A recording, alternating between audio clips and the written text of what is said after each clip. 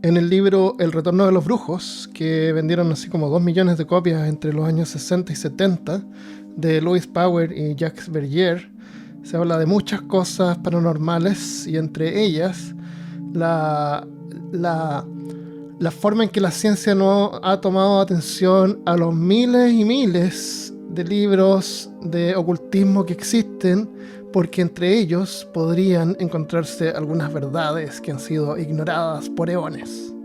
Entonces, en este libro, El retorno de los brujos, hay una parte donde se mencionan de pasada, digamos, unas baterías que descubrieron en Bagdad, que supuestamente pudieron haber existido unos 200 años antes de la era actual, lo cual es bien antiguo y mucho antes de que Volta creara la primera pila o batería en 1790, cuando publicó el paper sobre eso. Entonces, de eso vamos a hablar en el próximo capítulo. Tenía el episodio medio hecho, pero me puse a hablar de química y de la parte eléctrica y cómo funcionan las baterías, porque encuentro que eso es importante para poder entender y juzgar si es que realmente las baterías de Bagdad son baterías o qué eran y para qué pudieron haber servido de haber sido algo relacionado con baterías. Entonces, lo que hicimos con Christian es que decidimos hacerlo como un crossover, no más que 2 partes, sino que un crossover, y en su podcast El Imaginarium soltamos nuestra mente y hablamos sobre la parte más como mitológica de estas baterías, la historia de cómo las descubrieron también y el destino que sufrieron al final. Entonces pueden buscarlo en el Imaginarium. Y en la próxima semana vamos a hablar, en peor caso, sobre las baterías de Bagdad y cómo funcionan las baterías. Entonces me acordé de este libro, que es bien interesante, aunque no creo que sea verdad lo que sale, pero es interesante de todos modos.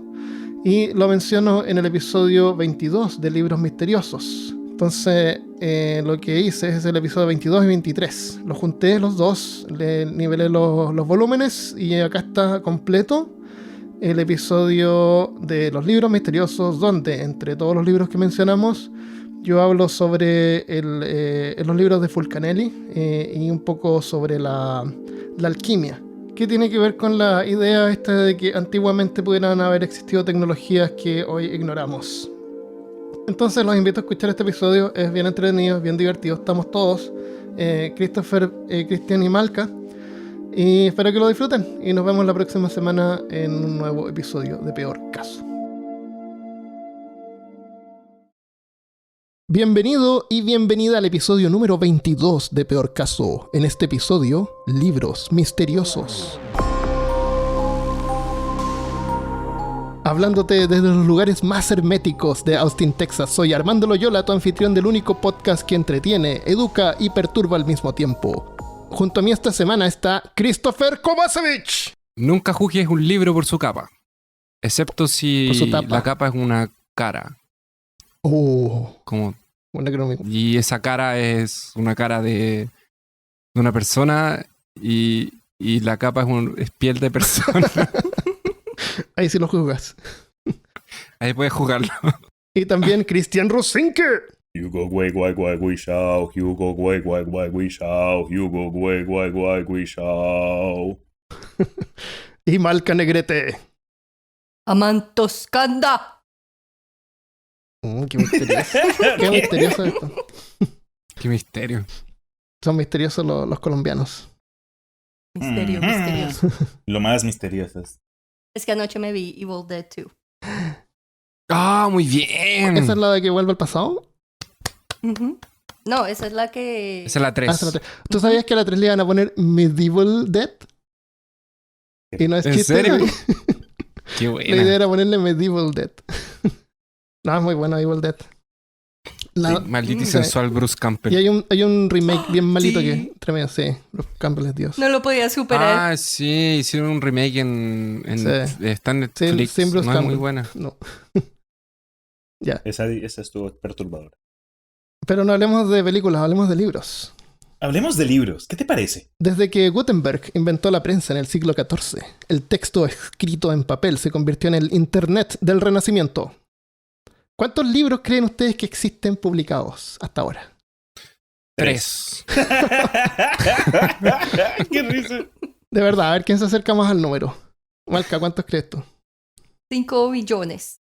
5 billones, dice Malca. Voy a ir anotando porque vamos a ganar puntos en este episodio. El que gana más puntos es el ganador de más puntos. El campeón mundial, El campeón de los puntos. ¡Campeón mundial! Ya, Malca dice 5 billones. ¿Y Christopher? Un Godzillion. Un Godzillion. ¿Y ahí, Cristian? 3. 3. Hay 129.874.880 libros registrados. Gané, campeón mundial. ¿Qué dijiste? Godzilla. Eso es lo que vale un Godzillion. ¿Ah, sí? Sí. Pero yo no sé eso, así que te voy a tener que creer. Será. Las ideas en estos libros son tan poderosas que pueden cambiar el mundo, a veces para bien y otras para mal. Sin embargo, hay algunos que están envueltos en un aura de misterio. En este episodio vamos a visitar algunos de esos libros. Quería agradecerle a mi amigo Francisco Borges de nuevo por ayudarme con la investigación y el texto de este libro. Por hacerle el trabajo. Es que fue idea de él, la verdad. Así que por eso la participación. Yo creo que Francisco yo no le agradezco nada porque te está mal acostumbrando. Te está spoileando. Que merecen un premio Nobel. ¿Cierto, Malca? Claro. ¿Qué opinas tú sobre las personas Es que más, le tú hacen debes la pagarle investigación por a los hora. otros? Dale. Sí, ¿no? En 1912, un bibliófilo y es un coleccionador de libros. ¿En serio? Una persona que Yo soy colecciona bibliófilo, libros. Que entonces. colecciona. Yo colecciono. Sí. Yo ni los leo, los colecciono. Vamos a aclarar ¿Qué una hace cosa. qué? No es una persona que hace Bibliófilo qué. es una persona que colecciona libros. Dilo. Ah. Una persona Que yo no hace- entendí. No se me había ocurrido. Después te explico cuando terminemos. que es un bibliófilo, entonces un coleccionador de libros. Ujú. Que era de origen polaco y su nombre era Wilfrid Voynich. Compró una serie de manuscritos de la Compañía de Jesús, que son los jesuitas, ya que estos estaban cortos de fondos y decidieron vender discretamente los libros que solían estar en su posesión. Así como, me quedé sin plata, vendo un libro. Dentro de estos manuscritos se encontraba un libro escrito en un lenguaje extraño, con algunos caracteres similares a las letras del alfabeto latino, así como del alfabeto hebreo, pero sin ninguna similitud a ninguna lengua que existía en el mundo. En sus 240 páginas, aparte de esta peculiar escritura, escrita de izquierda a derecha, que contiene en muy pequeña cantidad pequeños escritos en alfabeto latino, pero sin sentido aparente. Es como las cintas al revés de que hablábamos de los cassettes. Sí. En el episodio del pánico satánico. Y se encuentran, tienen varios bosquejos y se separan en los siguientes tipos de dibujos. Herbario, que son la mayoría de los folios, aparecen figuras de plantas seguidas de unos cuantos párrafos de textos que describirían a la planta misma. Ninguna de las plantas dibujadas han sido identificadas de forma indiscutible. El diseño del herbario es consistente con un típico herbario europeo de la época moderna de más o menos 1500. Astronomía. Diagramas circulares de astronomía o astrología. Algunas son soles, lunas y estrellas. Aparece una serie de 12 diagramas que representan los típicos símbolos de las constelaciones zodiacales, rodeadas por figuras de mujeres total o parcialmente desnudas. ¿Dónde compró este libro? Ahora sí está De poniendo los cuidado, jesuitas. ¿no? No, porque le interesa la astrología. www. La astrología. Sí, Por eso lo eso. vendieron. Es por la astrología. Y las plantas. Estas dos últimas disciplinas estaban entrelazadas entre sí hasta el siglo XVI, cuando la revolución científica retiró todo elemento sobrenatural de la astronomía, dejándolo en una ciencia empírica, basada solo en matemática y luego la física. Biología. Descripciones de mujeres parcial o totalmente desnudas, bañándose o conectadas entre sí por un aparente sistema de tuberías. Qué raro. Espérate, a ver. Cosmología. Porno en la ¿no vas a Edad explicar más Media. eso? ¿Encontraste imágenes de estos? Para poner. No. O sea, Cosmología. el libro Tuberías. estos libros son antiguos, entonces debe estar en PDF por ahí. Por ahí debe andar. En cosmología, diagramas Oye, alguien que circulares colecciona de PDF sería significado como incierto. pedefilio. Oh, wow. Ok. Ya es la segunda, hermano. Oh. No, dale. Disculpa. Bueno, la cosmología, de nuevo, son diagramas circulares de significado incierto, que muestran figuras similares a islas, canales y castillos. Ya. Farmacéutica, aparentemente recetario de pociones con las plantas como ingredientes y objetivos que asemejan ser jarros de brebajes. Y finalmente recetas, lista de textos separando cada párrafo con una estrella a la izquierda. Yo creo que estamos delante del primer libro de rol o RPG de la historia de la humanidad. Oh, wow, ¿te Yo creo que imaginas? esto de aquí era un terrible trolazo. Yo creo que esto fue un Yo creo. tipo que se le ocurrió hacer un libro para jugar, tal vez. Imagina ¿Ves? que sea el primer juego de rol de la historia. Espérate, yo El quiero señor quiero Boyd- decir lo que están pensando los que nos están escuchando. ¿Mujeres conectadas por tubos? No, espérate.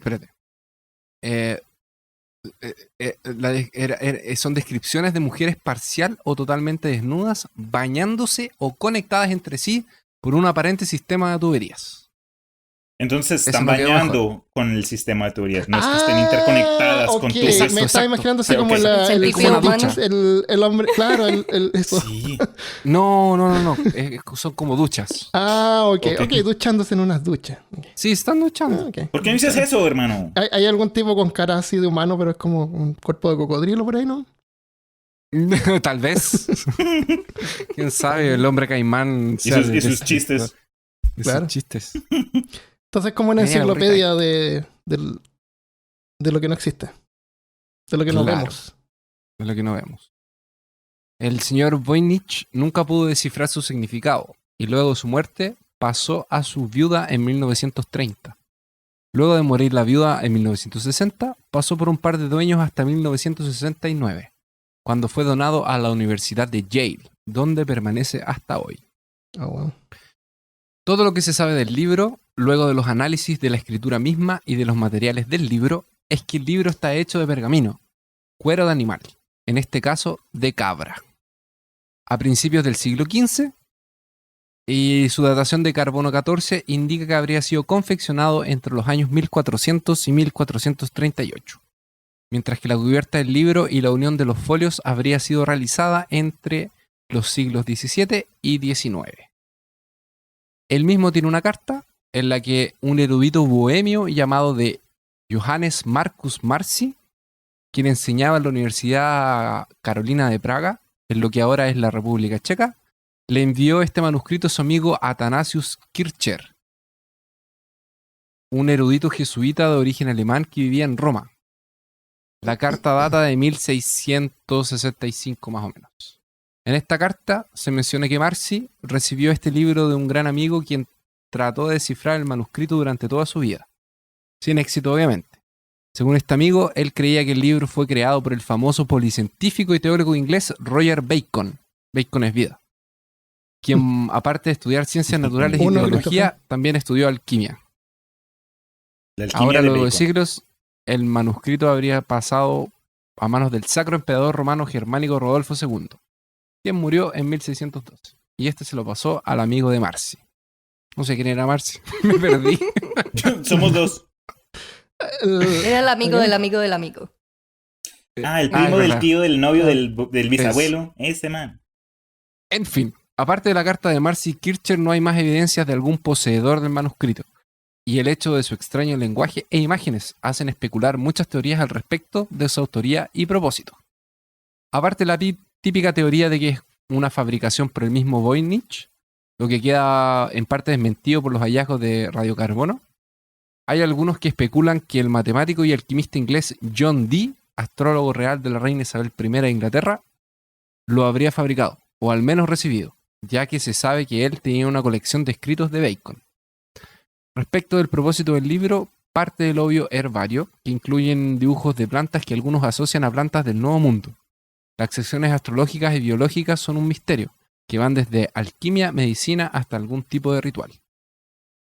Como se dijo antes, si bien la escritura no ha sido posible descifrarla hasta el día de hoy, ahora gracias a la inteligencia artificial se han hecho hallazgos interesantes. En 2016, un estudio reveló que realizando un análisis de los caracteres del manuscrito, se lograron identificar palabras, y con esto se pudieron percatar de que el lenguaje del libro cumpliría con la ley del ZIPF. Del zip. Zip. Del zips. Zips. Eso dijo la computadora. Zip. Esa dijo, zips, no entiendo nada. Zip. Esta ley establece que el lenguaje real se da en la naturaleza que la primera palabra es más repetida de un lenguaje. En un texto cualquiera aparece el doble de veces que la segunda más repetida, el triple de veces que la tercera más repetida y así sucesivamente. En un patrón que se ve en todos los idiomas humanos del mundo y extrañamente no se cumple en los idiomas fabricados, como el élfico de Tolkien, por ejemplo, el Klingon de Viaje a la Estrella, que es Star Trek, o el Na'vi de la película Avatar. Esa de los extraterrestres azules, nada a ver con Avatar, la leyenda de Aang. Pero sí ocurren en el Dothraki de Juego de Tronos, ¿verdad? Los montacaballos. Claro, obvio. Me imagino que no. Zip. Bueno. No entendí. ¿Qué fue? Es juego, el Game of Thrones tiene un lenguaje también parece. Sí, tiene los dos. Sí, tiene el lenguaje de los dos. Échanos en la misma bolsa, Cristian, no te preocupes. Ok. Lenguajes inventados. Por ende, esto parece indicar que el lenguaje del manuscrito es efectivamente un idioma real, por el hecho de que se atenta a esta ley, así como que realmente pasa. Pero estaría codificado, esa sería como la cuestión. Ahora están buscando seguir utilizando la inteligencia artificial para poder descifrarlo, aunque no todos están convencidos de las conclusiones. Por mientras, el misterio del manuscrito de Voynich sigue sin resolverse y sus secretos escondidos. Y aquí hay dos menciones de la cultura popular, que el manuscrito de Voynich es una pieza importante en el juego de Assassin's Creed 4, Black Flag, Nice. en donde sería un mensaje codificado a la civilización anterior. Nice. Y hay un libro chileno de 2013 llamado Código Chile, escrito por Carlos Basso, el cual hay un misterio que resolver e involucra al mismo manuscrito. Qué chimba. Gracias, amigo Francisco, por esa... Y muy buena la recomendación. Por esas recomendaciones y por esta explicación tan aclaratoria sobre el libro, el manuscrito de Voynich. Oye, Chris, mira, yo desde hace un par de años he tenido unas ganas de comprarme Assassin's Creed 4 Black Flag y fue gracias a eso que me lo voy a comprar ahora entonces. Solo por esa razón. Tiene como 4 años ese juego ya, ¿o no? Sí, pero dicen que es bueno. Dicen que la serie en sí en general es buena. Porque de hecho fue uno que salió para PlayStation 3 y PlayStation 4. Estaban como en la transición entre el 3 y el 4 y lo lanzaron. No he jugado ninguno, pero el que sí quiero jugar es ese, porque tiene piratas. Yo tampoco, pero me dijeron que la película era horrible. Película de juego. Puede haber sido mejor. ¿Qué se puede esperar? Sí, ¿no? Igual pasó con Warcraft y con Doom. No, Doom fue el peor, digo, bueno, de las películas recientes. Hay peores películas. Street Fighter con Jean-Claude Van Damme. Son todas malas menos Mortal Kombat. O el de los Mortal Mario Kombat Brothers. es buena. Sí, pues por eso digo menos Mortal Kombat. Sí, de hecho creo que Mortal Kombat es como la mejor película de... Es la mejor película. Es la mejor película. Es la mejor película. No, pero ese manuscrito, no sé quién lo haya escrito, pero por lo que me suena a mí, ese man era usuario de opio. ¿Sabes? Ese man se echó una volada y caballos y mujeres y tubos. O sea, si no mira el lenguaje, pareciera que estuviera escrito como en indio. Por la vuelta. Yo realmente creo que era una joda. Yo también. ¿Sí crees? No sé. Sí, yo creo que era una joda. Uno tiende a pensar de que la gente en la antigüedad no tenía sentido del humor. Y parte de eso pasa por las fotografías que vemos antiguas en blanco y negro, donde la gente está súper seria. Y parece que lo habíamos mencionado. La razón por la que están súper serias es porque tenían que estar parados ahí como 20 minutos para que le tomaran la foto. Entonces no podían mantener... Lo mejor era mantener una apariencia... Un rostro de neutro. Claro. Pero no era que tuvieran mal sentido del humor. Y siempre en la antigüedad... Y también tenían imaginación. No hay razón para pensar que no pudieran haber pensado en algo así. Tú, Malca, ibas a hablar, pero no ibas... Pero después cambiaste. Hay un libro parecido a este. Sí. Que... ¿Cómo se llama? ¿Lo tienes anotado, no? ¿O no lo mencionamos? Porque hay otro libro que es como... Sí. Casi del mismo estilo. Se llama el Codex Serafinianus y lo hizo un italiano, un artista italiano, y lo que él quería era darle al adulto la experiencia que tiene un niño pequeñito cuando abre un libro y no entiende nada. Entonces... Ok. Entonces se parece, pero ese no pretendió ser real.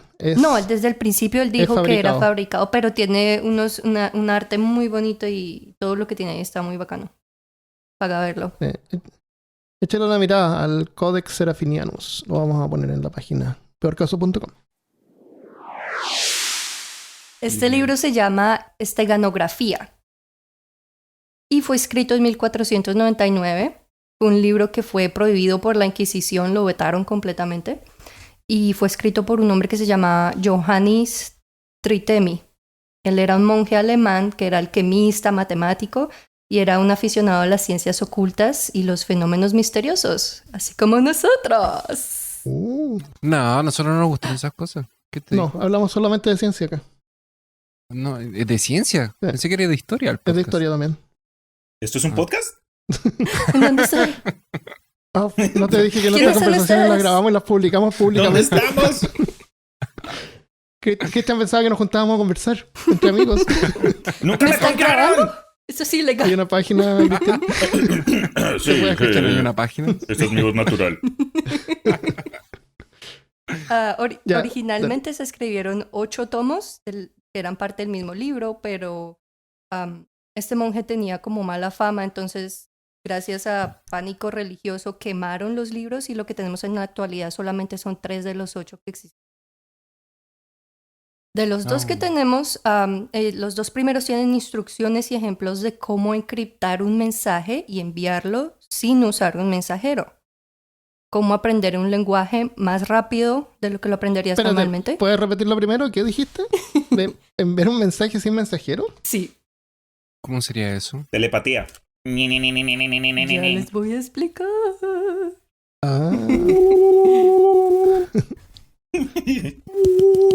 No sé hacer sonido de Aquaman. Entonces, él incluía esta información, cómo aprender un lenguaje más rápido, mejorar la memoria y metía todo esto entre oraciones e invocaciones. El tercer libro se encuentra escrito en un lenguaje que está completamente encriptado y tiene muchas tablas con números y tiene muchas listas en las que el man está tratando de diferenciar espíritus y darles rangos y hasta los horarios en los que cuidan las diferentes horas de la Tierra. Yo sé que el Espíritu Santo se va a dormir a las 9. Por eso es que los niños tienen que estar en casa antes de las 9. Porque ya a esa hora el Espíritu Santo no está afuera para cuidarlos. Exacto. Eso era lo que le estaba decían haciendo a los niños antes. Entonces, la gente al ver este libro de una vez empezaron a paniquear y empezaron a decir que él era un mago y un agente demoníaco porque decían que lo que era el libro era como un manual para invocar demonios. ¡Brujo! ¡Brujo! ¡Es un brujo! Lo que ellos no sabían es que Tritemius era un gran admirador de los filósofos que en un mismo párrafo pueden comunicar 2 mensajes, uno a la gente educada y otro a la ignorante. En el libro él creó una manera de encriptar mensajes y conocimiento y disfrazarlo para que nadie ignorante pudiera entenderlo.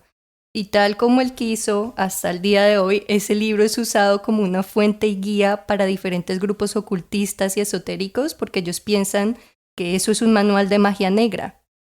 Entonces, aquí está en parte explicado lo que él quería hacer, que era a los ignorantes esto les parece que esto es un manual de magia negra, pero a la gente que sabe, que tiene más información acerca de quién él era, va entendiendo más qué era lo que él estaba tratando de hacer. Él quería enseñarle a las personas ciertos conceptos, pero no quería enseñarle a todo el mundo, solo quería enseñarle a las personas que buscan y que se educan. Entonces cualquier persona de su generación que no fuera educada lo leía y de una vez lo tildaba de brujo o de mago. ¡Satanás! Sí, ok. Claro, porque la educación en ese tiempo era súper accesible. Y él ayudaba a que fuera aún más accesible. Aún más accesible. A él le gustaba que la gente supiera entonces las cosas. Era como que hacía un podcast, precursor. Pero quería que tuviera así como 2 seguidores nomás. Y nadie más lo escuchara. Como nosotros. Claro. Ya, el man era muy... ¿cómo se dice?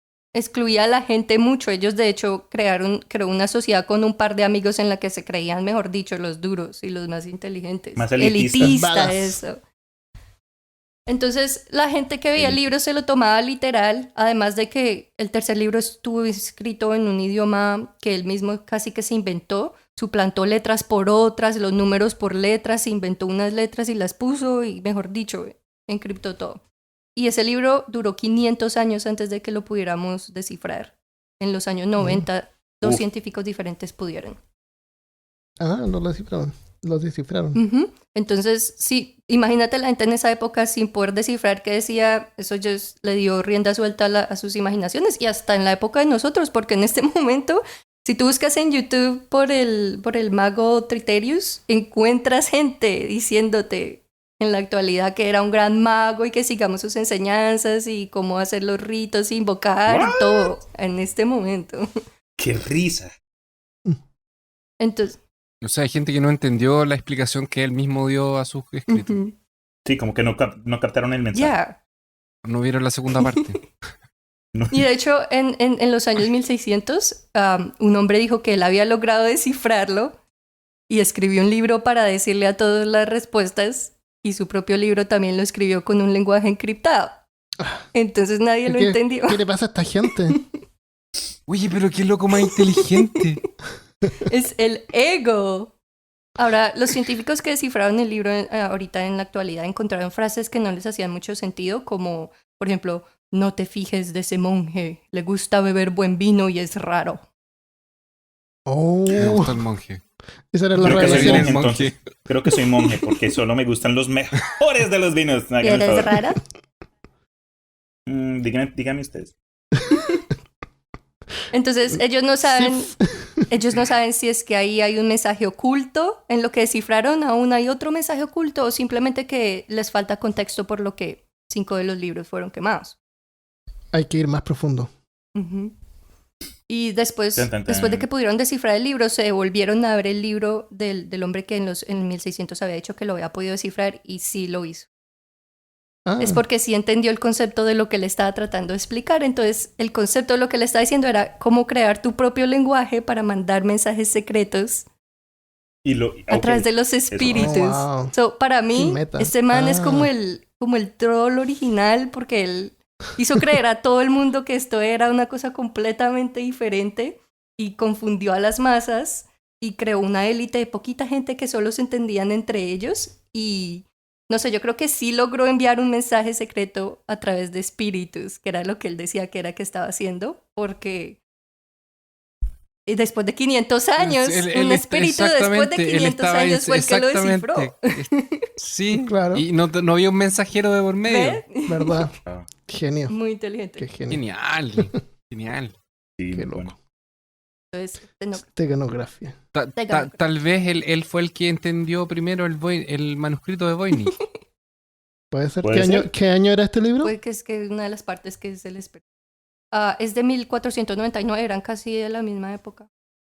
Okay. Sí, casi como 50 años después. Bien. No, pero yo realmente, este gallo la embarró para ser inteligente. ¿No? Me cayó bien. ¿Te cayó bien? Podríamos hacer eso. ¿Cómo se llama? Podríamos tratar de hacer algo en el podcast así como hablar algo, pero que solamente la gente que escucha el podcast entienda. Solo los iniciados entienden. Los iniciados. No sé, pongámonos a hablar al revés. Tengamos mensajes ocultos.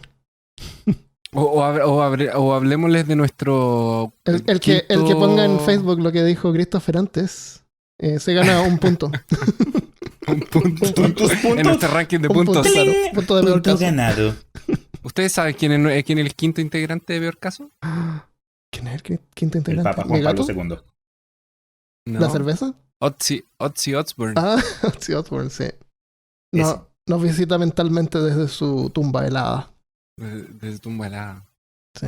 Kumbaya. En 1926, en París, apareció a la venta una edición de solo 300 ejemplares de un libro titulado De Mystère des Cathédrales, el misterio de las catedrales. En el nombre del autor solo había una sola palabra, Fulcanelli. El famoso Fulcanelli. ¿Quién es Fulcanelli? El libro no se vendió muy bien al principio. Vamos a ver quién es Fulcanelli. Pero vamos a hablar sobre el libro más que de él. El libro no se vendió. Fulcanelli es como famoso, ¿no? Sí. Voy a buscar en Google. Fulcanelli. El libro no se vendió bien al principio hasta que llamó la atención de unos pocos interesados en su contenido, la alquimia. Hasta entonces no se sabía mucho, más que era una especie de pseudo-protoquímica, así como la astrología es a la astronomía, donde en alquimia sus séquitos se empeñaban en fabricar la piedra filosofal. Algo así como lo que se revela en ese profundo y erudito manuscrito que luego fue convertido en un documental audiovisual. Harry Potter. La piedra filosofal es una sustancia legendaria con increíbles poderes. Transforma la materia en oro macizo y produce el elixir de la vida que hace inmortal al que lo bebe. ¿Inmortal? Que no mueres nunca. Lo sé, Hermione. Hermione. ¿Inmortal? Lo sé, Hermione. Tan pesada que era Hermione. Que no mueres nunca. Nunca nadie le pegó una cachetada. Hermione.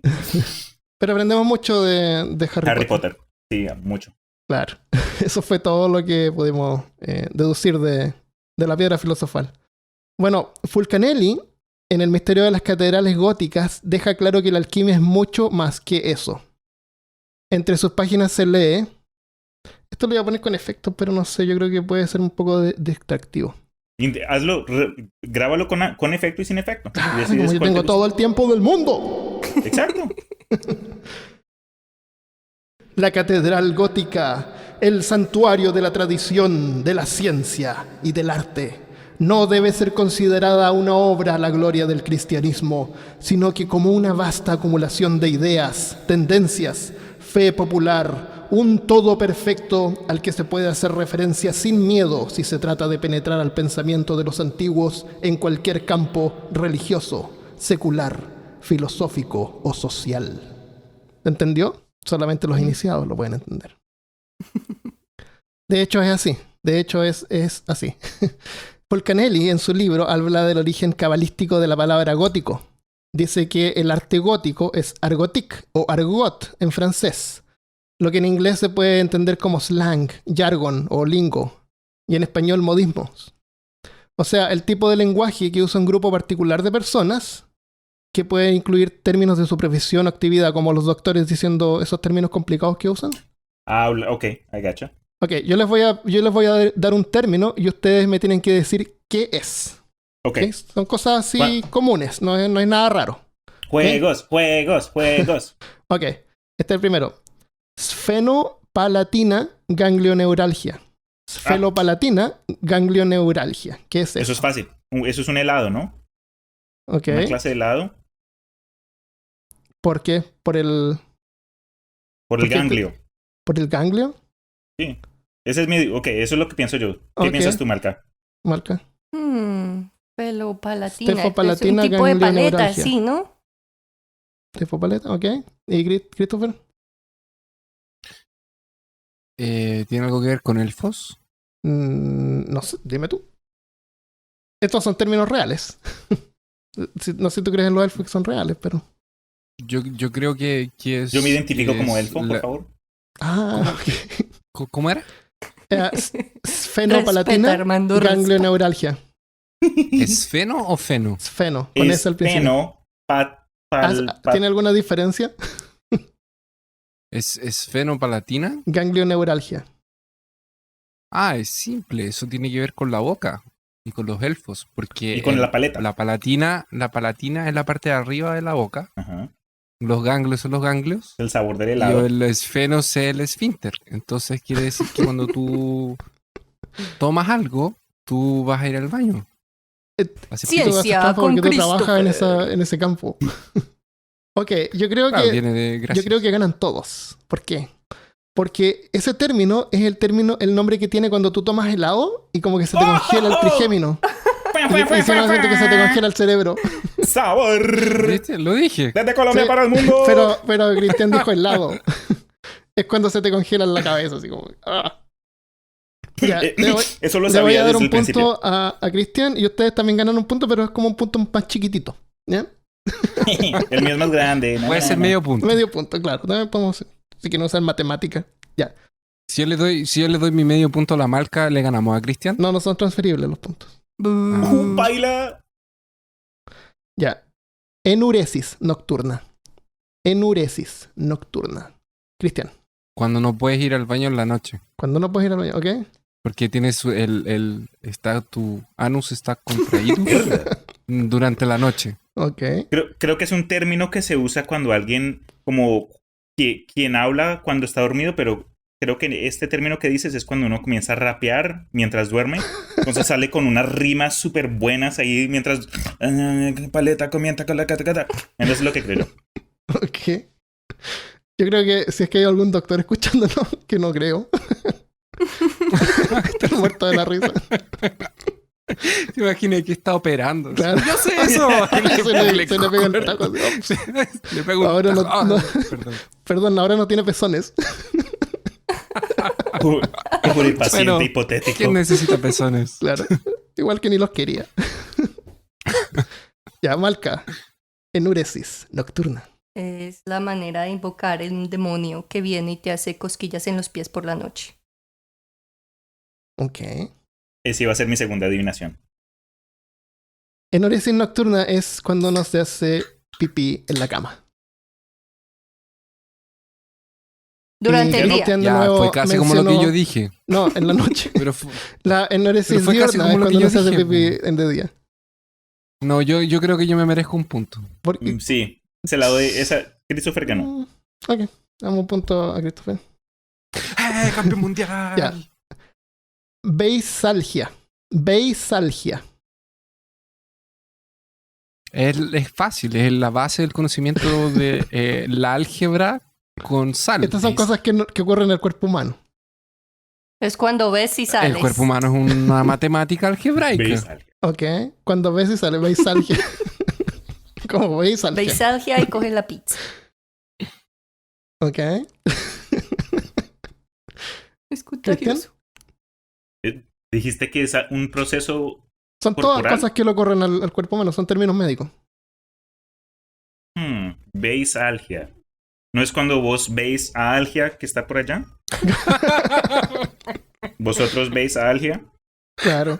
No. ¿Veis a Algia? Claro, Ah. vemos. Sí, ahí está la Algia. Sí, ahí ven. Beisalgia supuesto. es algo que les ha pasado a todos ustedes, menos a mí. Y se define como resaca. Es cuando uno toma licor y al día siguiente está con dolor de cabeza, así como... Eso Guayabo. se llama beisalgia. Eso se llama guayabo. resaca. Yo no bebo. Ah, ¿tú no bebes? Ok. No. Uno más. Entonces, ¿quién ganó este? Tú, Nadie ganó. porque aparentemente tú nunca te El pasa. cuerpo humano. Yo gané. Ya, el último. Horripilación. Horripilación. Can you use it in a Cuando Es te sentence? un depilas, término sí. médico. ¿Cuándo qué? Cuando te depilas el orris. Cuando te depilas. El orris. What? ¿Qué es lo que haces en tu tiempo libre, Christopher? No te escuché. Ah. Oye, Christopher dice cuando te depilas cierta parte. Horripilación. Depilación. No. Yo Malca. tampoco paso. rindo. No se me Horripilación. ocurre nada. Yo no le puedo ganar Después contra de el esta campeón del mundo. confesión de Christopher no puedo pensar. Cuando se te pone la. Ok, Sí, me dejó perturbado las Christopher gana confesiones. por defecto entonces. Horripilación es cuando se te pone la piel de gallina. Se te paran los pelos. Eso Por se llama- escuchar lo que dijo él. Por Claro, eso es que me esa fue pasó. la horripilación. Me ocurrió una horripilación después de esta beisalgia que estoy experimentando en este momento. Oh my God. ¿Te imaginas? ¿Saben? Ustedes conocen los libros que se llaman Escalofríos, ¿no? Sí.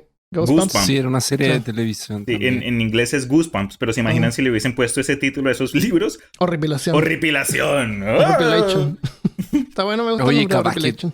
Debe ser una... Debe tener alguna traducción de esos libros como horripilación. Seguro. Horripilación es cuando te vas a depilar a un lugar así, estos baratos. Es medio de dudosa reputación. Es una cera que la han estado usando toda la semana. Está llena de pelos de otra gente. Hay un man ahí vendiendo chicles en un rincón de la carretera. Claro. Oiga, hermano, ¿quiere usted que le haga una depilación? Claro. Es eso. Chicles hechos de cera de depilación. Y en lugar de Usada. cera usan chicle y todo. Claro. Oh, Hoy han visto una serie de televisión. A un tipo le hacen pegarse un chicle debajo de la axila. No te creo. Y después lo tiene que masticar. What? Why? Sí. Y le pagan así como, ya, le vamos a pagar $20. No, ya, $50, ya, $200 hasta que se lo mete a la boca. Y parece que era de alguien más, así como otra persona. Son como cosas que hacen en la playa. Oye, Armando, se te abrió Son la la calidad puerta de detrás televisión tuyo. que yo veo. Entretenimiento de... Claro. Hoy es día de confesiones. ¿Qué dijiste, Cristian? Armando la puerta. Sí, tienes fantasmas. Tu puerta. Se abrió la Tu puerta. puerta. Se abrió el otra. perro. Ya. Este tipo de lenguaje, estamos hablando de libros. ¿Verdad? Este tipo de lenguaje. ¿Verdad? Sí, Se me ¿verdad? olvidó. Estamos Yo hablando pensé del que misterio estamos de ahí hablando de catedral. vocabulario. Bienvenidos a Peor Caso. No, pero es Madre importante mía. que entendamos el concepto. Porque es más o menos lo que está ¿De qué? diciendo el concepto. El concepto. ¿Cuál de los 4 conceptos? Los conceptos, claro. Tenemos que expandir nuestro vocabulario también. Este tipo de lenguaje en los doctores para identificar una condición con precisión. O sea, en diferentes países los términos varían, como lo hablamos. Pero los términos médicos son iguales aquí o en el medio del Amazonas, donde vive Christopher. Este tipo de lenguaje también es usado por personas que desean comunicarse sin ser entendidos por extraños, como los códigos usados por la policía o en los hospitales.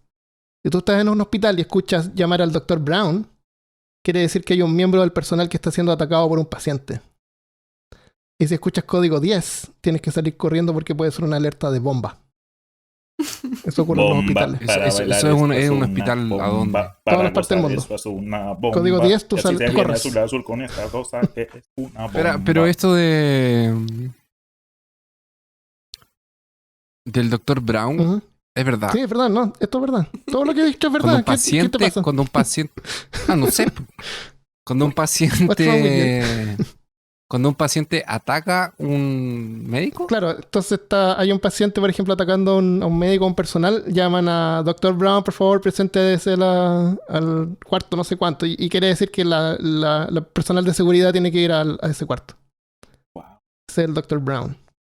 Lo llamo. Pero... ¿Y si fuera un ataque de zombies? ¿También van a Ese llamar sería un al código Dr. 10. Brown? No, eso sería un código 10. Cuando algo terrible está pasando. Ah, ya. En el caso del misterio de las catedrales, que de nuevo es el libro que estamos hablando,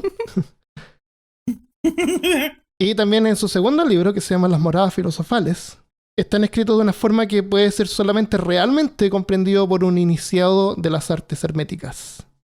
Fulcanelli expone las catedrales como libros donde los masones, los grandes arquitectos de la antigüedad, escribieron sus secretos. Están llenas de simbolismo que a veces es explotado en películas como El Código Da Vinci. Por ejemplo, la verdad es que la alquimia es un arte de descubrimiento y transformación, no solo material, sino que también espiritual. Todos los pasos que se toman para llegar a la piedra filosofal son la máxima expresión de la sabiduría. Su autor, sin embargo, aseguraba haber conseguido fabricar finalmente la piedra filosofal. Confirmaba que el mito era real, y en sus libros revela en forma enigmática los pasos a seguir para elaborar esta piedra filosofal o panacea. En Chile se usa la palabra panacea, así como cuando algo es lo máximo. ¿Lo han escuchado eso? No. Panacea, la panacea, esto es la panacea. En el uso, digamos, de medicina sí lo he escuchado, pero decir que algo es bueno, chévere o buena onda, no. Uh-huh. Sí, tiene que ver con medicina. Es un medicamento mítico que cura todas las enfermedades prolongando indefinidamente la vida. Lo que dicen Y en a inglés eso también se le llama cure-all. medicina universal. ¿Cómo se llama en inglés? Le dicen, como entre chistes y huevonadas le dicen eso, un cure-all. Un cura cure-all. todo. Como dicen, Claro. póngale Windex a esa pata rota, eso se lo cura. Claro. Windex, no, pero bueno. Es un ejemplo. Lavar Sí. la ventana con... Ok. La exploración de la alquimia es fascinante por sí misma, que incluye la transmutación o proyección en el que un material puede ser transformado en otro de mayor forma. Generalmente argumentando que el plomo puede ser transformado en oro. ¿Creen ustedes que el plomo puede ser transformado en oro? De pronto. Tritemius decía que él podía. La diferencia entre los átomos de estos dos elementos es que el plomo tiene 82 protones y el oro tiene 79. Si al plomo se le pudieran quitar los 3 protones, podría transformarse en oro. Y sí, es posible hacerlo. Los físicos modernos podrían quitar 3 átomos a un átomo, 3 protones a un átomo de plomo, pero como ese elemento es estable, el costo de energía necesaria para hacer la transmutación es tan alta que sobrepasa el costo del oro que se produce. Del resultado. Por ley de la termodinámica. No si eres un alquimista como Edward Elric y... Es que no te importa. El Full Metal Alchemist, por favor. Él sí podía. O Nicolas Flamel. Ese man también. Harry Potter. Sin embargo, alquimistas aseguran que este conocimiento, si bien es fascinante, es científico en sí. Lo han tenido ellos ya por cientos de años antes que fuera descubierto por la ciencia moderna. En el caso del misterio de las catedrales queda también el misterio del autor, que desapareció después de la publicación del libro. De hecho, el libro no fue publicado por él, sino que por su discípulo, Eugene Canceliet. Todo lo que se sabe de Fulcanelli y los hermanos de la ciudad de Heliópolis, o los hermanos de la ciencia hermética, a la que supuestamente pertenecían, es gracias a los testimonios de Canceliet. Y existe también una recolección de Jacques Bergier, autor de varios libros conspiratorios, esotéricos y ocultistas como La rebelión de los brujos y El retorno de los brujos, que escribió junto a su amiguito Louis Pauwels. ¿Y la rebelión de los bichos? Yo tengo esos libros, los tengo en inglés y en español. Sí me gustan coleccionarlos. Bergier asegura haberse encontrado con Fulcanelli en 1937, a inicios de la Segunda Guerra Mundial.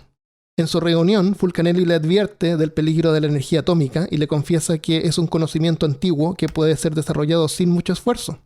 Dice textual: ciertos arreglos geométricos de materiales altamente purificados son suficientes para liberar las fuerzas atómicas sin recurrir a la electricidad o técnicas del vacío. El secreto de la alquimia es esto. Hay una forma para manipular la materia y la energía. Cuando Bergier le pregunta sobre la piedra filosofal, Fulcanelli le responde: eso no es más que aplicaciones, casos particulares. Lo esencial no es la transmutación de los materiales, sino la del propio experimentador. Es un secreto antiguo que es descubierto por algunos cada 100 años. ¿Y en qué se convierten entonces?, le pregunta Bergier. Fulcanelli le responde: tal vez algún día lo sabrás. Uy, Fulcanelli. Para los que quieren saber, para los que quieren saber más de alquimia, yo les recomiendo Full Metal Alchemist. O Harry Potter y la piedra filosofal. No, pero qué chévere. Esa última conversación que acabas de relatarme. Sí. Es mucho más larga y es súper interesante. Mándame un enlace, me quedó súper... Sí, ahí habla así como de si se organizan los materiales de forma geométrica y cosas. Qué chévere, tío. Fulcanelli deja... Oye, y es interesante que una conversación que aparece en una época del tiempo en que se tenía una noción... Tienen una noción de la estructura molecular, pero no era una cosa comprobada. Exactamente. Y lo otro es que él... No lo puse porque no quería alargarlo tanto, pero Bergier trabajaba en ciencia y tenía contactos con físicos que estaban trabajando y era el inicio de la Segunda Guerra Mundial. Entonces dicen que Fulcanelli fue y como que fue a advertirles de que no siguieran investigando eso porque era peligroso. Pero él tenía la intención de que Bergier lo comunicara a científicos franceses para prevenir un desastre. Pero obviamente no le contaron. Y así como semanas después de que esto se supone que pasó, un científico, parece que era alemán, descubrió el plutonio o algo así, una cosa relacionada con la... No lo vi tan a fondo porque como no lo iba a hablar. Pero puede ser falso también. Claro. Como cualquier cosa, como todo. Pero igual es entretenido. Estos libros son súper interesantes. Sí, tiene buen tema. Aquí no hablamos cosas falsas. Fulcanelli deja instrucciones a su discípulo Canceliet de publicar su segundo libro, Las moradas filosofales para fines del siglo. Y él lo publica en 1999. Porque le dijo que ese era el momento en que tenía que ser publicado, porque ese era el momento en que esa información iba a ser relevante para la humanidad. Y luego desaparece para siempre. Canceliet menciona la existencia de un tercer libro, que no ha sido publicado todavía, se llamaría Finis Gloria Mundi, que expone temas escatológicos, o sea, sobre el fin del mundo. La traducción del título del libro en español sería El fin de la gloria del mundo. Hay un libro dando vueltas con ese nombre, pero cualquier estudioso lo considera falso. Así que... Harry Potter y la piedra filosofal. Claro. Entonces puede ser así como las moradas filosofales, él dio las instrucciones que fuera publicado a fines del siglo. No es el momento para publicar todavía El fin de la gloria del mundo. El Fulcanelli da tema como para un episodio completo. Sí, Por lo que me has contado, interesante. sí, suena algo interesante. Pero algo que he escuchado, que el man tenía discípulos. Yo quiero discípulos. ¿Por qué no puedo tener yo discípulos? Al menos, si yo tengo discípulos, yo los llamaría cristianos. Parece que se está patentado. No, Paila, es mi nombre, entonces yo puedo. Ok. Vengan conmigo si son cristianos. Y me llegan todos a la puerta. ¿Y te crecería el pelo? ¿Te crecería la barba? Desde que conviertas agua en vino. A ver, ¿por qué tiene que tener pelo y barba? Porque así sería como hace Jesús. También se pondría blanquito, con ojos azules. Los ojos se le pondrían azules. Porque Jesucristo era blanco con ojos azules. Claro, es que eso es ciencia. De la televisión, del cine, de todas partes. ¿Cómo? Uno va a la iglesia y ahí está el Jesucristo. Claro, ¿nunca ha ido a la iglesia? Y habla inglés, nació en los Estados Unidos. Delgadito, así. Sí, con sus Converse en los pies. No, de hecho, Jesucristo vino a América. Hay pruebas de ello. Eso fue el... Sí. Y le enseñó Hay un sitio que tienen ahí donde él vino y no dejan entrar a nadie para investigar. Que a mí lo que me da risa es cuando escucho esos evangelistas como extremistas. Son mormones, ¿verdad? Mormons son uno. Sí, son mormones. Sí. Pero siempre dicen que Jesus was an American. Y dicen, ok, sí, tiene sentido. Claro. Es que lo está en la Biblia. Génesis capítulo 1. Todo sentido. Nació Jesucristo en el mall de Washington. No. Claro. Eso no ocurrió. Maleus maleficarum maleficat eram aesim. No. What? Maleus maleficarum maleficat. Se te olvidó traducirlo. Earum aeresim. ¿Estás haciendo un hechizo? Ut framea potentissima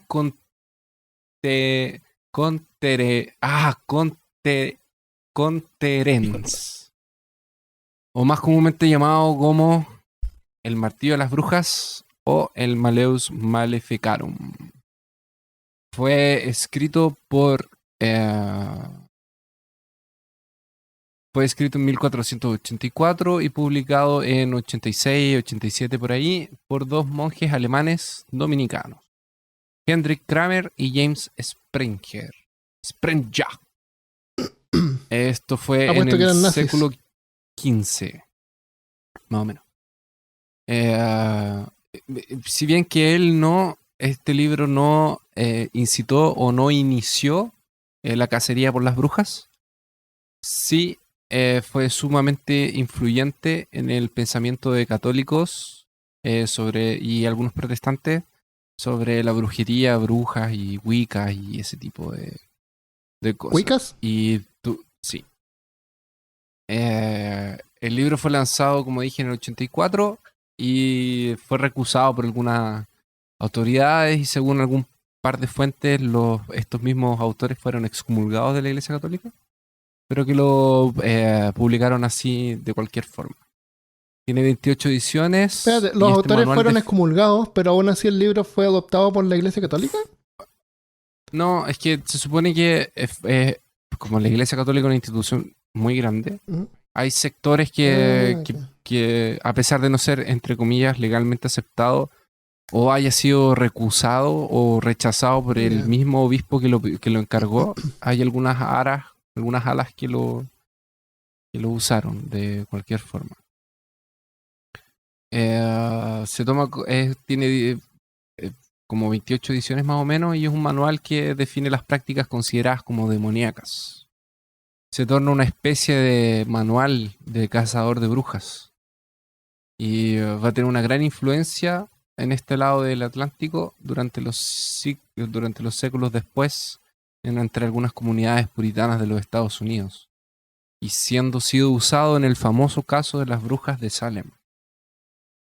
El prefacio incluía una aprobación de una facultad, pero fue desmentido, después lo colocaron de nuevo, como que trataron de colocarle en el prefacio que una universidad había como aprobado o colocado que era como de verdad.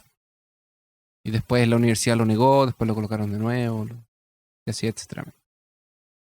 La Iglesia Católica prohibió el libro después de su publicación y lo colocó en la lista de obras prohibidas.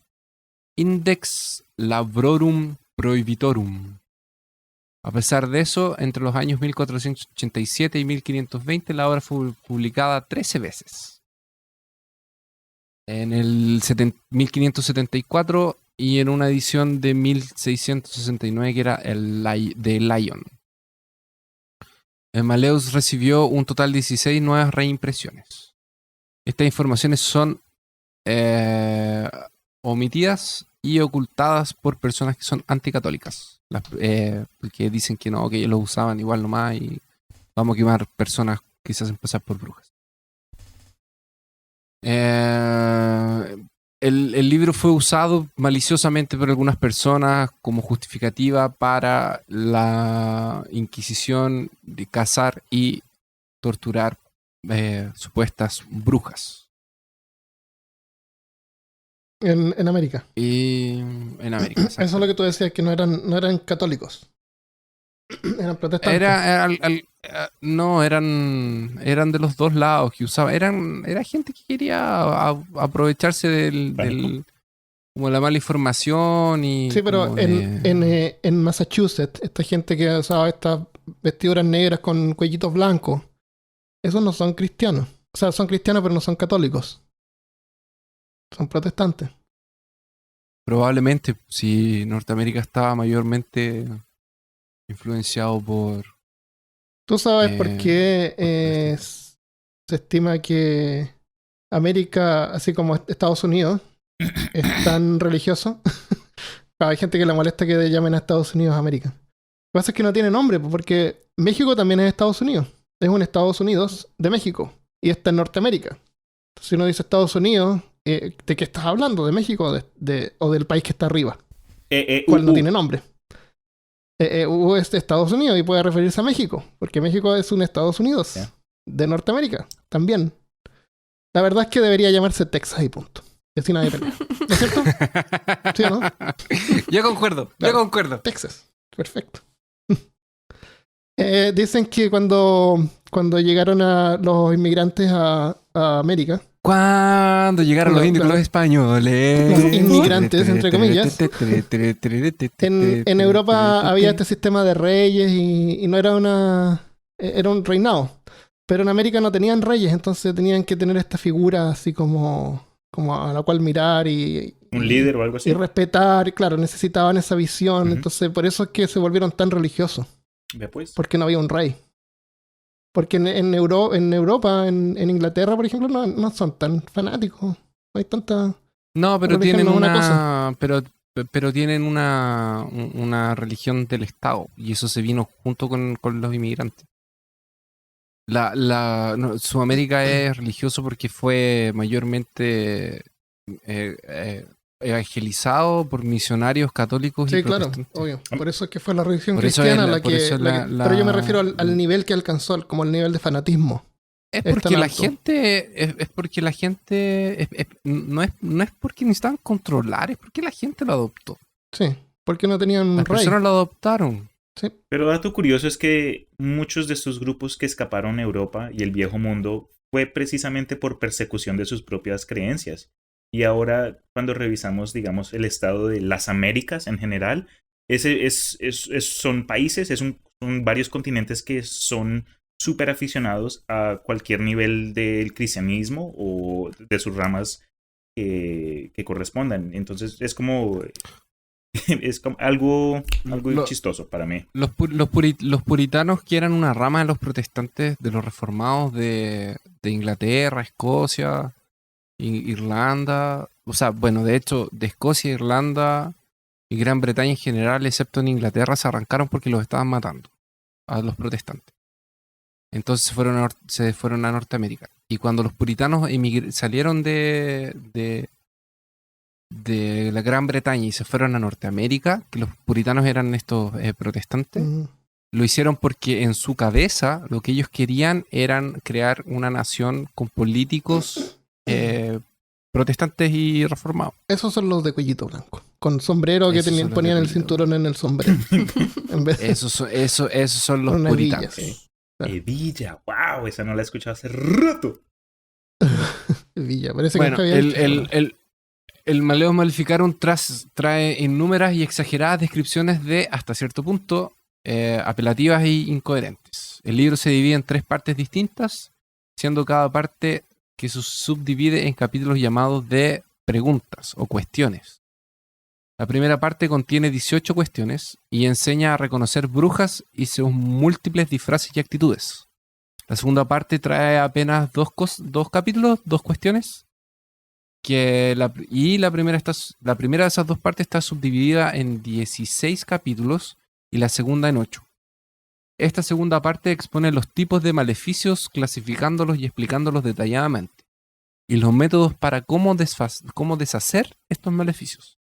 La tercera y última parte contiene una introducción general y 35 cuestiones subdivididas, condiciona las formalidades para reaccionar legalmente contra las brujas, demostrando cómo interrogarlas y condenarlas, tanto en tribunales civiles como en eclesiásticos. Las tesis centrales del Malleus Maleficarum se fundamentan en la idea de que el demonio, sobre el permiso de Dios, busca hacer el máximo mal de daño a los hombres y apropiarse de sus almas. Este mal es hecho primordialmente a través del cuerpo, el único canal en que el demonio puede dominar.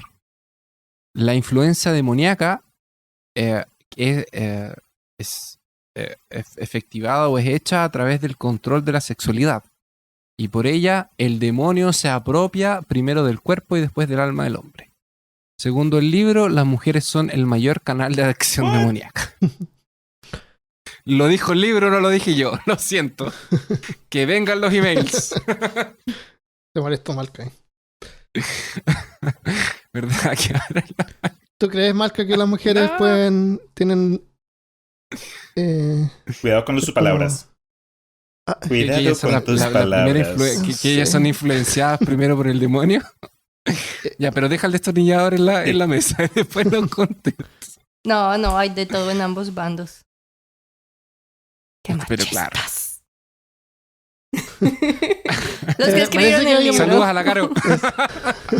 Saludos a la Caro. Bueno, la primera y más importante característica descrita en el libro, responsable de todo el poder de hechizos, es tener intercourse, que no sé cómo traducirlo, copular con el demonio.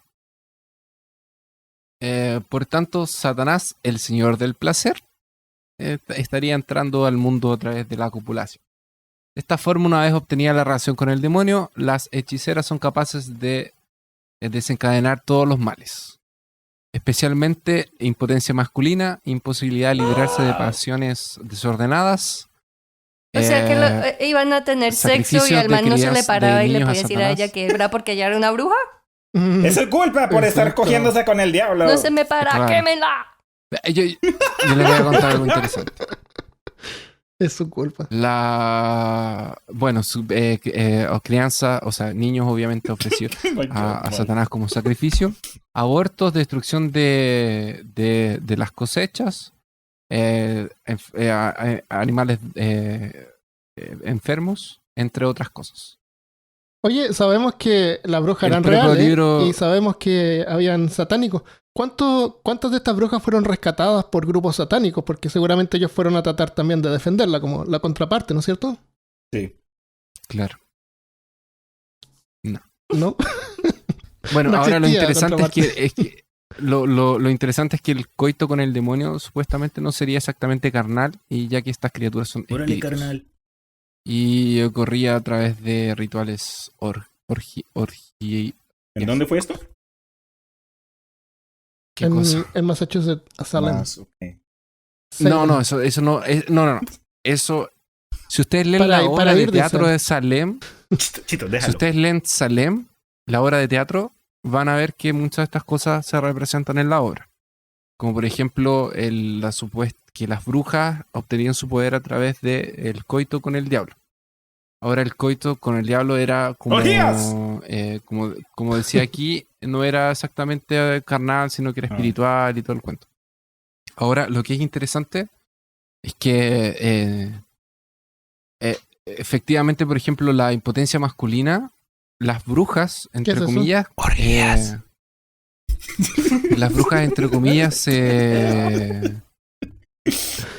ellas se pasaban como fórmulas de té y combinaciones de hierbas efectivamente para dejar a los hombres impotentes, pero era con el objetivo de que no las traicionaran. Voy a por café. O sea, las mujeres le dan a los hombres este tipo de tecitos que lo dejan imponentes para que no las traicionaran. Para que no les dieran ganas de traicionarlas. Exactamente.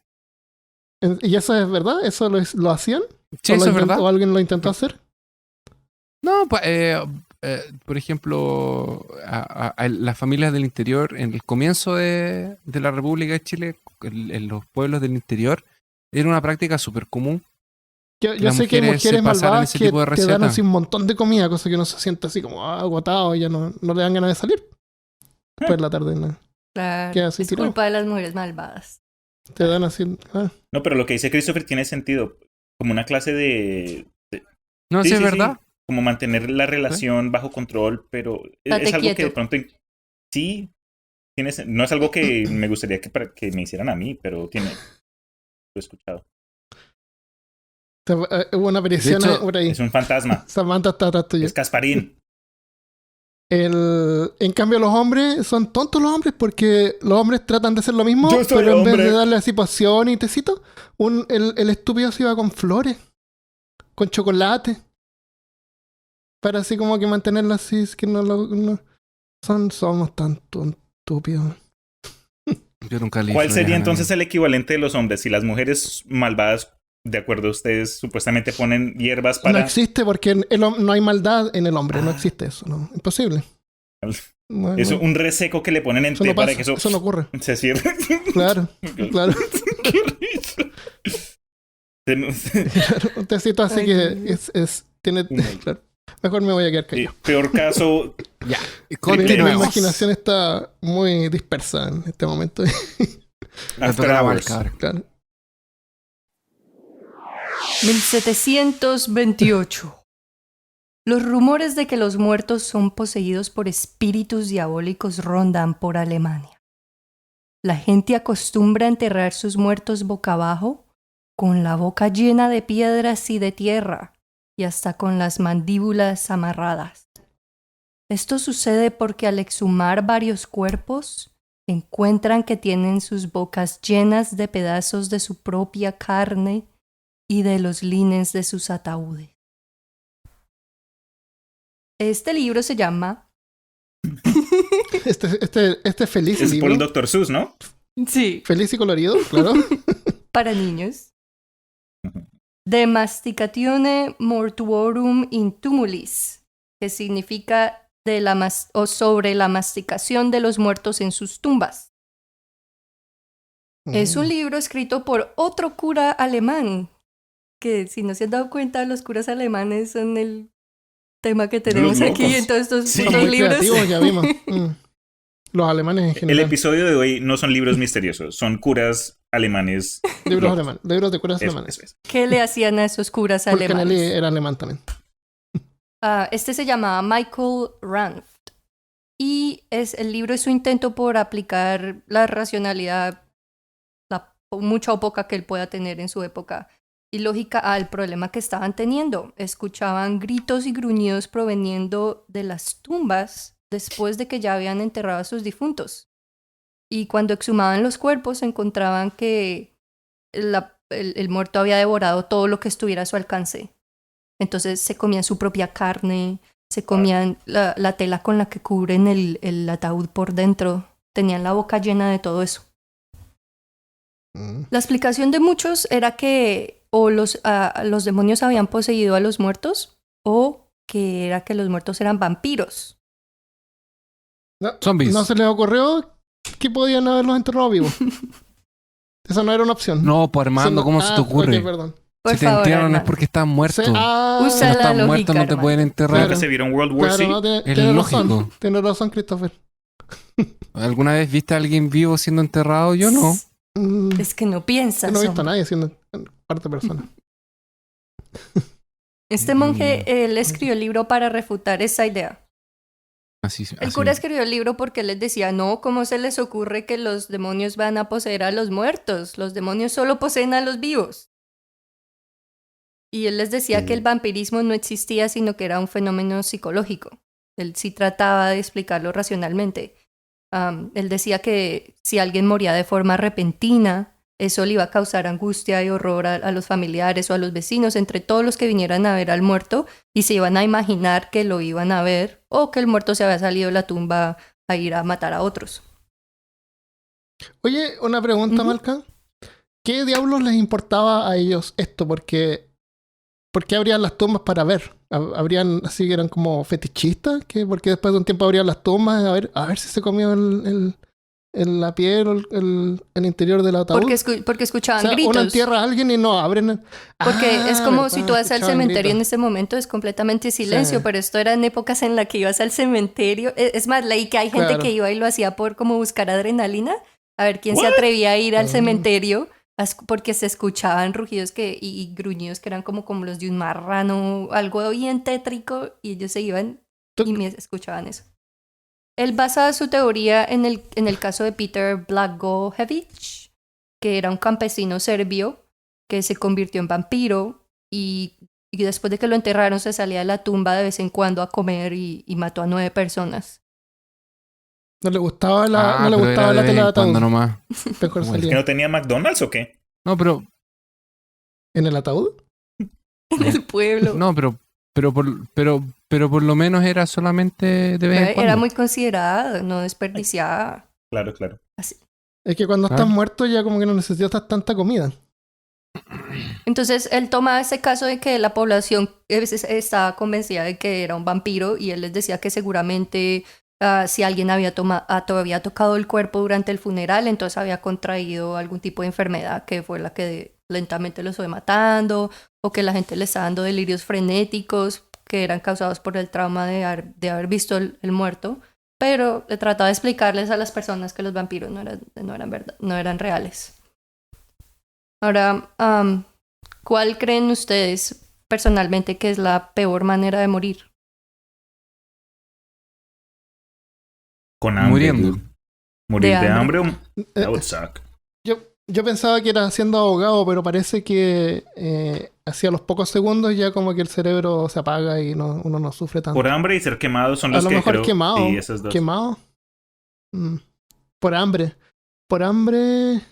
¿O falta de sexo? ¿Quién sabe? Porque congelado también uno se queda dormido. Por snus. Por falta de sexo. Por snus. Eso. Claro, por snus. Yo diría quemado. Quemado. ¿Y ti, Christopher, cómo no te gustaría morir? Muerto. Cómprate una piedra ¿Quieres filosofal. decir vivo? Claro. No me gustaría morir muriendo. Ok. Lo que pasaba en esa época era que para declarar a alguien muerto solamente se basaban en los latidos del corazón. Si trataban de escuchar los latidos y no los escuchaban, ya, está muerto. Esto resultaba en que enterraran miles de personas vivas.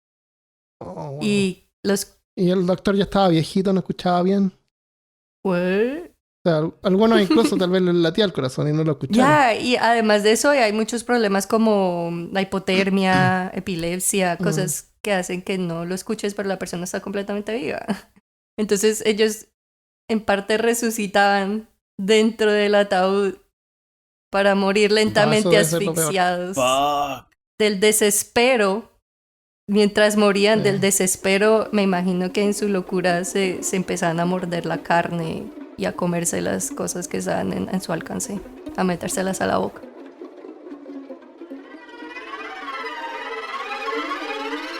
Con el tema de la malca, me acuerdo de 2 casos en el pasado donde varia gente... Bueno, solo hablo de una. No me acuerdo el nombre, pero me acuerdo que creo que en los 50 o algo así, había un autor que cada vez que él se iba a dormir, dejaba una nota al lado de su escritorio diciendo: si me encuentran muerto, no me entierren sino hasta creo que 3 días, por lo que él mantenía una fobia de ser enterrado vivo.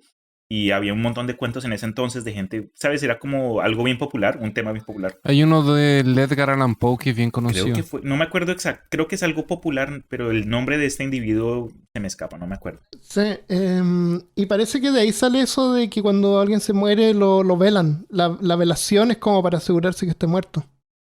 Se supone que, reforzando un poco el punto que decía la Malca, yo tenía entendido que se empezaron a dar cuenta que había gente que no se había muerto y que los habían enterrado. Porque después de que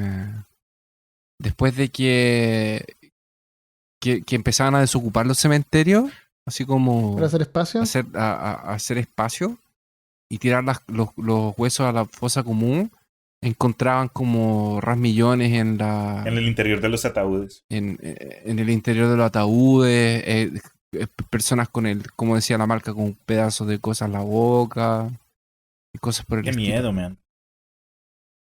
Y yo ya supe o ya escuché alguna historia de un sujeto que cuidaba cementerios y que en la noche un día, escuchando así en la nada, escuchó un grito y empezó a buscar y escuchaba el grito y empezó a acercarse a una tumba de las nuevas y escuchó a la persona gritando de abajo de la tumba y el gallo agarró una pala y lo rescató.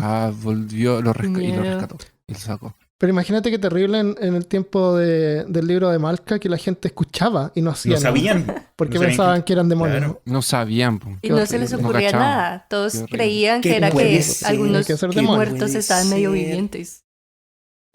En el siglo XVIII y XIX, a veces los enterraban con una campanita conectada al ataúd. Sí, vi también esas fotos. Y después en ese tiempo también era común que se robaran cuerpos para medicina. Entonces a los cuerpos a veces los ponían en unas jaulas de descomposición, donde los dejaban ahí por varios días para que se descompusieran, cosas que fueran inútiles para los ladrones de cuerpos. Porque había ladrones que se robaban los cuerpos y se los llevaban a médicos para que hicieran experimentos. En el amanecer de la medicina. También. O sea, no solamente para que hicieran experimentos, pero para que los pudieran hacer autopsia y cosas así. Qué terrible. Aún hoy en día no es tan... No es tan común, pero tampoco es que no pase que se levanta gente en la morgue. Sí, muy cierto. Pero mejor despertarte en la morgue con por lo menos que en el por ataúd. Fuera que en el ataúd, dude. Y antes de que te hagan la autopsia. Es verdad. Yo prefiero despertarme en la morgue. Imagínate el tipo que está trabajando en la morgue. O sea, ninguna consideración por el trabajador. Pobre man, ¿no? O sea, si tú te despiertas, tienes que tener tino. Yo le diría con cuidado. Yo le diría, perdóname, Está Enrique. como frío, ¿no? Mira, no te quiero molestar. Señor, disculpe. Claro, pero no estoy mi nombre es Cristian y ¿me puedes sacar el bisturí de entre las huevas, por favor? ¿Será tan amable vos? Yo necesito esas más tarde, por favor. Aún me sirven. Las quería terminar de usar. Perfecto. ¿Cómo se llama ese tomo? Malcation, el masculificarum. Bolification. De masticatione mortuorum in tumulis. De la masticación de los muertos en sus tumbas. Masticación. Uno de los tomos más peligrosos y codiciados por quienes practican las artes oscuras es el famoso Necronomicon. Les pregunto a ustedes, ¿cuándo fue la primera vez que ustedes escucharon del libro? ¿Recuerdan? Yo fui en alguna de las historias de Lovecraft. ¿Tú, Malcation, cuándo fue la primera vez que lo escuchaste? La primer vez fue cuando me vi la primera película de Evil Dead. Yo también. Esa fue la primera vez que yo lo vi. ¿Y tú, Chris? Cuando tuve un ejemplar en mis manos. Eso lo explica todo. Así fue que cambiaste de cara. Pero cuidado, Christopher, por lo que dicen, que cada persona que ha estudiado el Necronomicon ha llegado a una muerte horrenda. Cuando yo vivía en La Serena, vivía en una región que se llamaba Peñuelas y quedaba entre Serena y Coquimbo. Y era una región antigua, pero que era habitada por personas que tenían granjas, que tenían como espacios para cultivar. Entonces por mucho tiempo quedó sin casas habitacionales. Y además de eso tenía un par de colinas que dividían las dos ciudades entre Serena y Coquimbo. Y en una de esas colinas había una mansión de una familia muy antigua, que de hecho eran amigos de mi familia. Oh, se me había olvidado esa mansión. De los, Sí. de los Varela. Ya casi no queda nada. ¿De los Barrigón Varela? Mi familia Varela viene, porque yo soy Kovacevic Villarroel, pero la familia de los Kovacevic, que se casó con los Varela, venía de una ciudad de interior. Y era una ciudad que justamente era conocida porque habían brujas. ¿Y del interior? Y supuestamente... Del interior significa de la cuarta región. hacia la cordillera. Hacia la No, cordillera. claro, en vez del mar. Entonces, Que andaban en ropa interior. Claro, agarraban ropa interior. Sorry. Ese es mi primer chiste culo. I got a point. ¡Cling! Es verdad. Y estas dos familias esa familia mía del lazo sanguíneo de paterno, que era de mi abuela, la verdad, era muy amigo con esta familia que tenía esta mansión en esa colina. Y esa familia terminó con un hijo único que tenía más o menos la edad de mi papá, que ahora debería tener unos casi 55, 56 años, pero que ya falleció y con eso se acabó la línea ahí y terminó la familia. Y ellos tenían una mansión, entre comillas, una casa grande en una de estas colinas. Y una vez fuimos a visitar con mi papá y había una biblioteca pequeña y dentro de los libros que estaban ahí había un Necronómico. Que tenía una capa como color marrón, media roja, pero era como cuero curtido. Y enfrente tenía algo así como 2 hoyos rajados. Y era un libro grande. Así tenía dibujos adentro y estaba escrito como entre árabe y alguna cosa extraña. No sé, pero yo lo encontré así normal, nada más. Aunque muchos quienes hayan escuchado su nombre piensan que posiblemente sea un libro antiguo o de pronto un concepto del género del terror creado en los últimos 50 años, la verdad es que ninguno de esos dos es cierto. La idea del Necronomicon fue creado por una idea, o un sueño, mejor dicho, que tuvo un buen amigo de nosotros, el famoso Howard Philip Lovecraft. ¿Lo han escuchado? ¿Lo conocen? Es un man. Cuéntanos más. Tiene chistes muy buenos ese man, bien amigable. El Necronomicon fue mencionado por primera vez en la historia de El Sabueso, o The Hound, de 1924.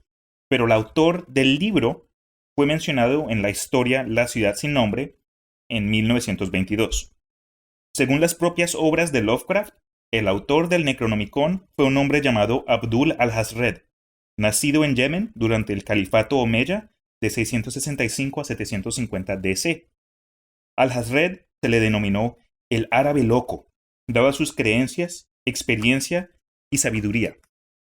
A diferencia de toda su familia y los contemporáneos de su época, Abdul al-Hazred no participaba en la fe musulmana, sino que él veneraba a unas entidades sin nombre que a él llamaba Cthulhu y Yog-Sothoth. El libro fue escrito con título Kitab al-Asif, lo cual en el árabe traduce algo...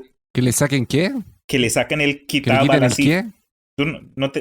Que le saquen... no, disculpa. En la traducción de árabe, a Kitab al-Asif supuestamente traduce algo como el rumor de los insectos de la noche. En el folclore... Las cosas que se llevó al-Asif. Quítenle las cosas al-Asif. Perdón. Ya, perdón. En el folclore arábico, la interpretación de los insectos representa más a demonios como los djinns y los gules. Los djinn. Esos son los genios. Sí, exacto, para los que no sepan. No fue hasta 950 CD que se tradujo al griego, bajo la traducción que nosotros conocemos, Necronomicon. Tuvo una gran difusión entre los filósofos y hombres de la ciencia durante la Baja Edad Media, pero dado a los horribles sucesos que le ocurrían a quienes lo estudiaban, el libro fue condenado por la Iglesia Católica en el año 1050. En el año 1228 el libro se tradujo al latín, en lo que se volvió su versión más famosa, pues según la ficción lovecraftiana, aún quedan ejemplos en latín, mientras que las versiones en árabe y griego se consideran tomos perdidos. No es ficción. Claro, de acuerdo a la historia del Necronomicon por el propio Lovecraft, solo 5 instituciones del mundo tienen copias. El Museo Inglés, la Biblioteca Nacional de Francia, la Librería Widener de la Universidad de Harvard, la Universidad de Buenos Aires, para nuestros oyentes de Argentina, y, Boludos. Y Miskatonic. y la Biblioteca de la Universidad Miskatonic. Bueno, para quienes hayan leído muchas de las historias de Lovecraft, sabrán que en varias historias, coleccionistas privados tenían o encontraron copias perdidas de alguna otra forma. Lo raro de la existencia de este libro es que no se sabe mucho al respecto.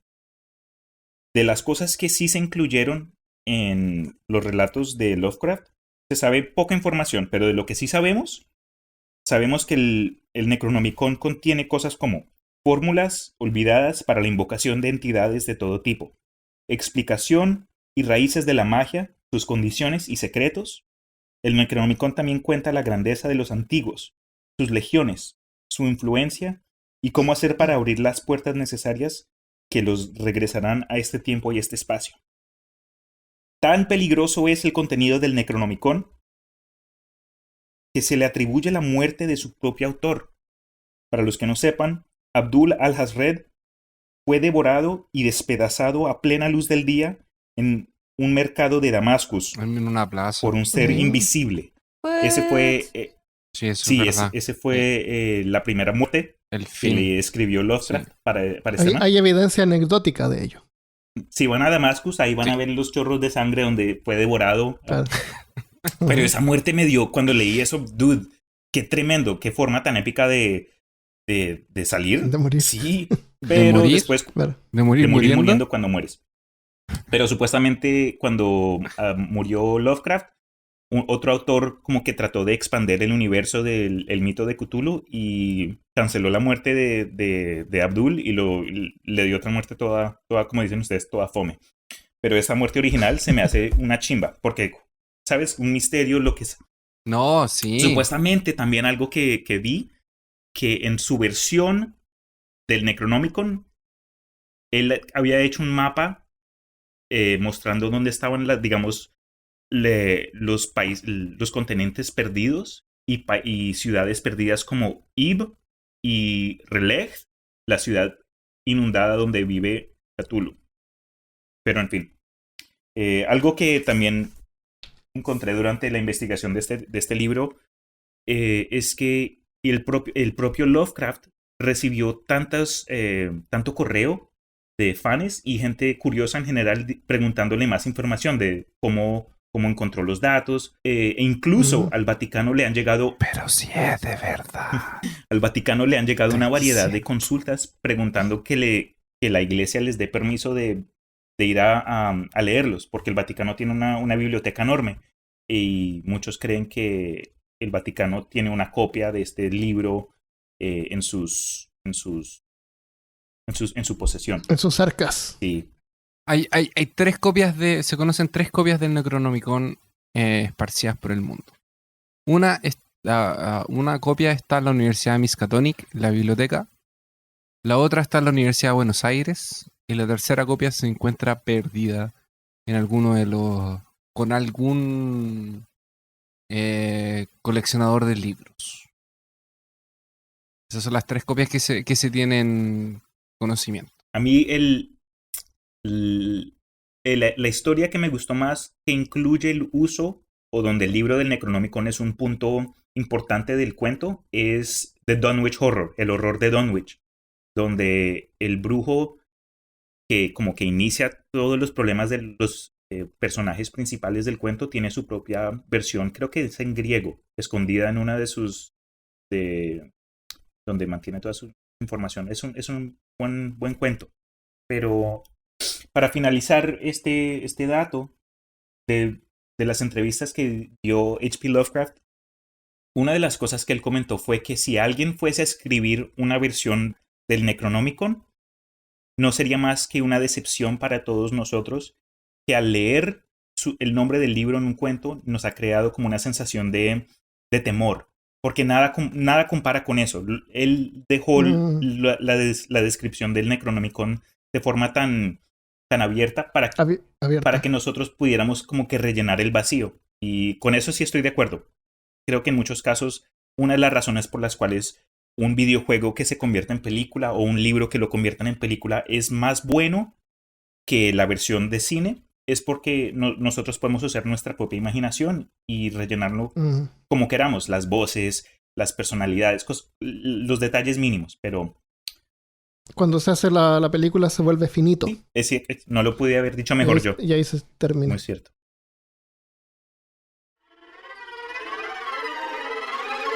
¿Quién quiere saber más de Lovecraft? Es bueno que vayan a la página de Peor Caso y escuchen nuestro episodio de Lovecraft. Van a saber un poco más de la vida de él. Y una de las cosas que tenía Lovecraft, como dice... No me voy a poner a hablar de Lovecraft porque si no, no vamos a terminar nunca. Pero como dijo Cristian, una de las cosas buenas que tenía él es que en su escrita él combinaba lo que era verdad con lo que era mentira. Es un poco lo que hace el Dan Brown cuando él escribe el Código Da Vinci.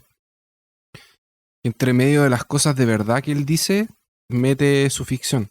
Y lo que hacía Lovecraft también hacía eso. Entonces, por ejemplo, a veces los investigadores o el personaje principal de la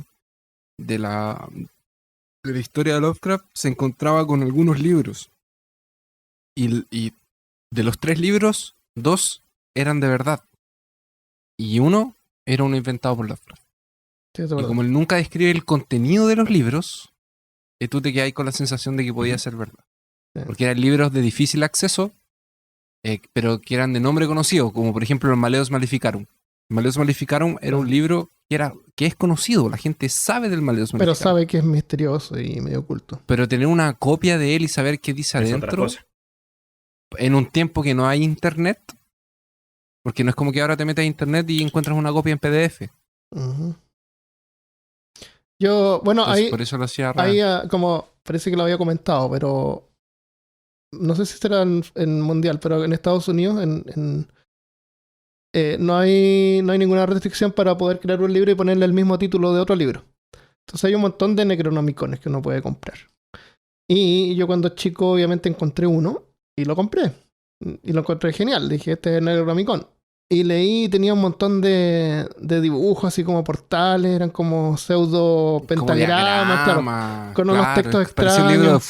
Parecía un manga de Full Metal Alchemist. Claro, una cosa así, y como abrir los portales, pero era también escrito así como con un lenguaje medio críptico, hermético. Lo escribió alguien, así como fanfiction. Y hay gente que lo compra y si alguien lo encuentra por ahí, seguramente no es real. Pero quién sabe. Debemos crear nuestra propia copia. Pero en lugar de Necronomicon, ponerle el Peor Casicón o algo así. Claro. Peor Casicón. Y nos vemos la próxima semana. Hasta luego. Nos vemos. Chao. Bye. Chao. ¿Qué es eso? Un libro, es el episodio de libros. Un libro. Ideas, bro. Ya. Chao. Pero, no, chao.